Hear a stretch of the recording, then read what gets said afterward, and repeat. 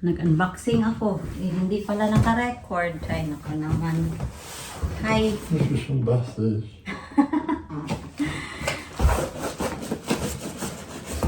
This is for my makeup brushes.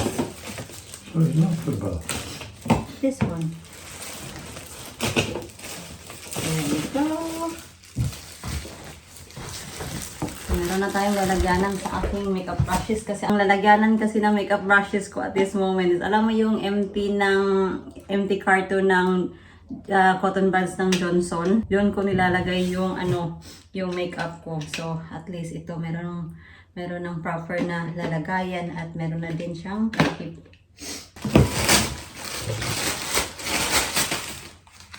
Ito is para to sa bathroom. Lalagyan na ng mga toiletries at mga ano-ano pa. Yan.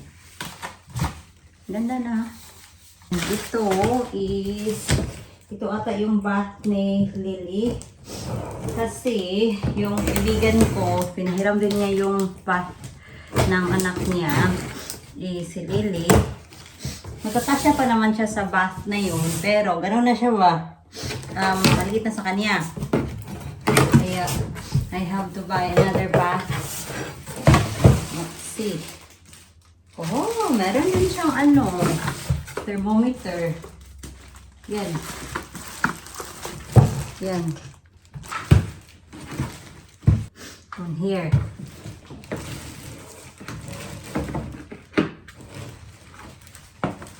Lily can sit on here.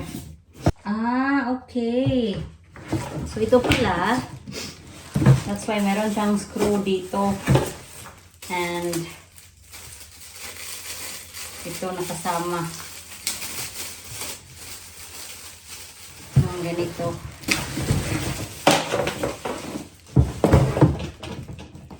Yan. Meron siyang dalawa. Ay, apat pala. So, kailangan mo i-screw dito. Malalim. Oh, I see. Yeah. I will do that later.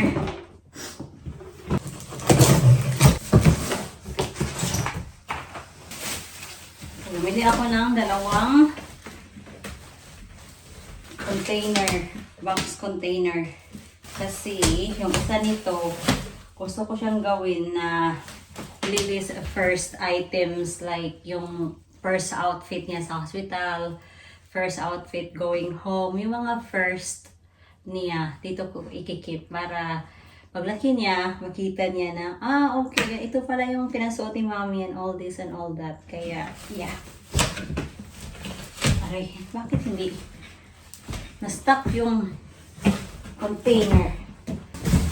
It must cost them some money kasi sabay ko silang in-order pero hindi sila sabay dumating.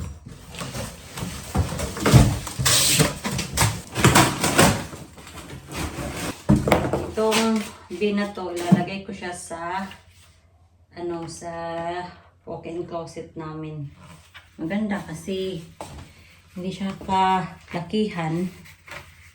Magaan din siya. Doable ba? Oh, meron din akong share sa inyo. Good news mga loves. Kasi dinatna na ako. After 4 days, na-delay yung aking regla. Nagkaroon na tayo. So, red tide na tayo. As I said to you, sobrang regular yung period ko and never pa ako na-delay. Na-delay lang ako nung I found out na I was pregnant with Lily. That's why nung nag-PT ako, sabi ko sa sarili ko, sabi namin na if it is positive, we're happy. Pag negative, we're happy. So, yun. Baka din na-delay yung period ko dahil sa, as I said, mga medication na tinitake ko sa aking Bell's palsy. And as much as na namimiss ko mga loves, share ko to sa inyo, kay Jan, sabi ko kay Jan na as much as namimiss ko na may magkikik sa tummy ko na baby. I don't want any more babies mga loves kasi takot na ako na magka-Bell's palsy ulit.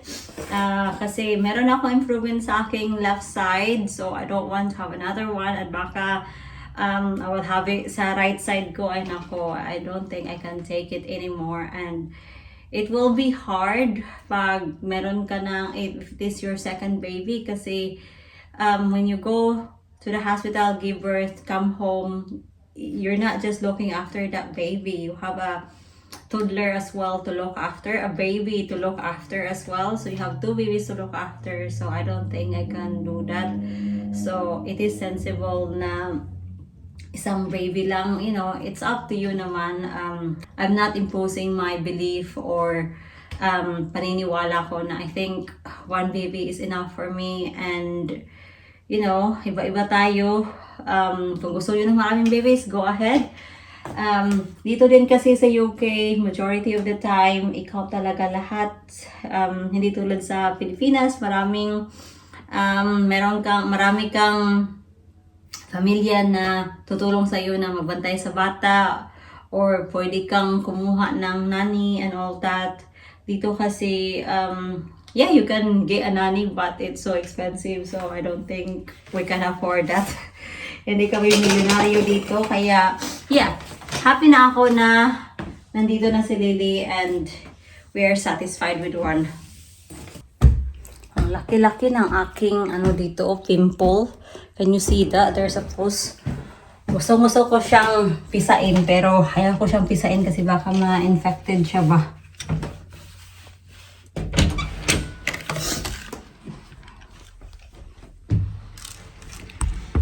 Naiikot din pala siya mga loves.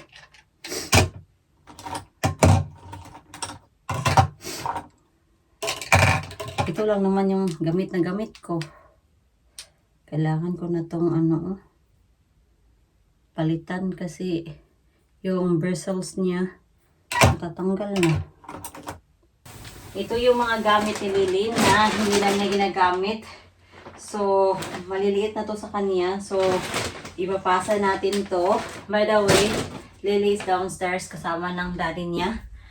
So, ito, nag-laundry ako kahapon kasi mga clothes to nabigay. So, nilaundry ko siya ba before na ipagamit kay Lily. Ito, maliit na to kay Lily. So, before natin yan ibigay mga loves, lalabhan natin yan ulit at we will plancha ba para presentable naman siya pag binigay na natin or ipasa na natin sa iba. May kulig kasi ako na buntis din, so she will have all this, and if she got a baby girl, she will have all of this. Ang ganda nito. I really like it. Ito, yan. Pero si Lily, ayaw talaga yan na magpa-headband or napipilitan lang yung bata kasi nilalagyan ko siya ng headband. Pero it makes her grumpy at tinatry talaga niyang kunin yung headband niya. At kung sabihin nyo naman sa akin na, sanayin mo si Lily na mag-headband, pasuotin mo siya ng headband everyday. Hindi ako bother mga loves. Ako yung tipo ng nanay na hindi ako bother na maglagay ng mga headband sa bata. Like, you know, if she lets me put her headband, then I will put her a headband on. Pero kung ayaw, di, huwag pilitin. Well, minsan pinipilit nga sa photoshoot. And, alam nyo, gusto ko siyang palagyan ng hikaw. Ikaso, yung daddy niya ayaw. Kasi gusto ng daddy niya na mahikawan yung bata pag malaki na siya, na she can make her own decision. Which is tama naman. If she wants one, then she can have one when she's older. So, yeah. Kasi may natatanong kasi or may nasasabi na pahikawan mo si Lily and all that. Yeah. So, hindi muna namin pahihikawan. Pahihikawan na namin si Lily if she wants to. Pag malaki na siya, pag marunong na siya magsalita na, Mommy, I want earrings. So, okay. We can have one, anak. Ang dami na niya mga tights. Bigay lang din to. Salamat talaga, sis. Marami ng tights yung anak ko, oh. Yan, ang dami ng tights. Bigay lang din to. Salamat talaga, sis.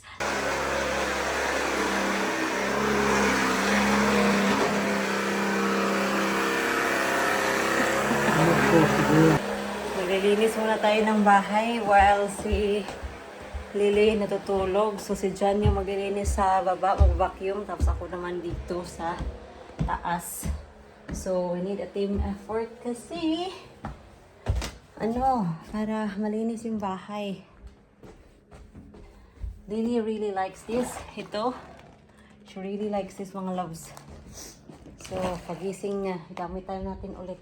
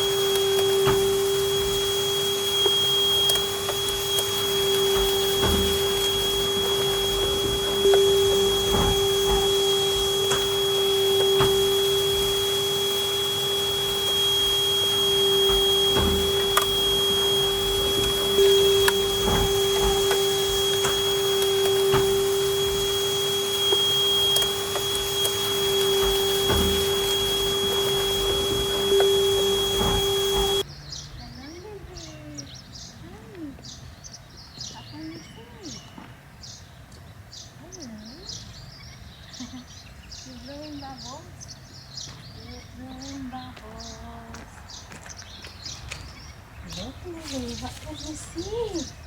You can see some flowers. Flowers. There's yellow, red. Yes. It's nice, isn't it? Yeah, these are tulips. Say hello, Lily. We are here outside. And Lily is full of bubbles. Full of bubbles, this girl.